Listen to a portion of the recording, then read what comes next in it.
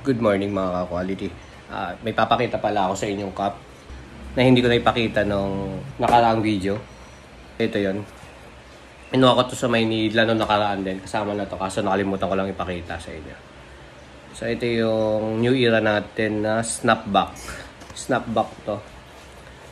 Philippine flag ang concept niya. Na Golden State. Ayan, Golden State. 3-star in the sun. 950 snapback. So, ayan yung details niya. Likod. Ayan, likod. Tapos yung loob niya. Ayan. Ayan ang loob niya. Check natin yung fitting. So, ayan yung fitting niya. Ito, available pa sa atin. Parang may mga nasa 50 to 70 pieces pa na available.